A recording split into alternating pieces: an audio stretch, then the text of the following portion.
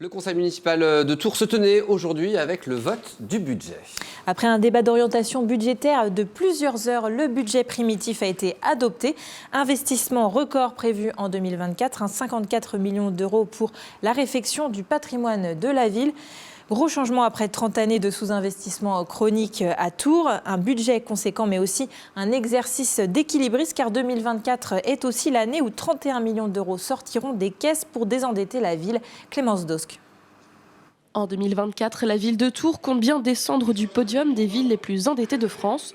Pour la troisième année consécutive, la ville compte résorber une partie de sa dette, 24,3 millions d'euros, auxquels s'ajoutent 6 millions d'euros d'intérêts, ce qui porte le tout à 31 millions d'euros remboursés. C'est une dette qui a taux fixe, donc elle ne bougera pas, elle ne réserve pas de mauvaises surprises. Et puis contrairement à la dette que nous sommes en train de traiter actuellement, c'est-à-dire le fameux mur de la dette, il n'y a pas de mauvaises surprises pour les générations futures. Là, on est en train de payer des dettes qui datent du XXe siècle. Une fois que 2026 sera passé, c'est fini, elles auront toutes été soldées, et donc la dette sera mais vraiment sans aucune surprise, totalement maîtrisée et totalement saine. À cette stabilisation de la dette s'ajoute la maîtrise des dépenses de la ville. Sont prévues en 2024 213,330 millions de recettes de fonctionnement et 189,479 millions d'euros de dépenses de fonctionnement. La hausse des dépenses de la ville sont très faibles, puisqu'on augmente de 0,7% nos dépenses. C'est-à-dire que c'est 4 fois moins que l'inflation.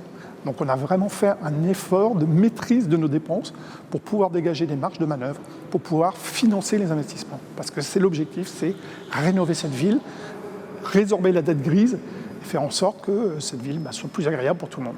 Il s'agit là des quelques leviers qui permettent à la ville de miser cette année sur de l'investissement avec une enveloppe record de 54 millions d'euros.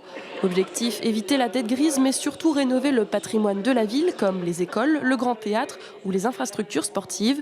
Le budget primitif a été accepté en début d'après-midi.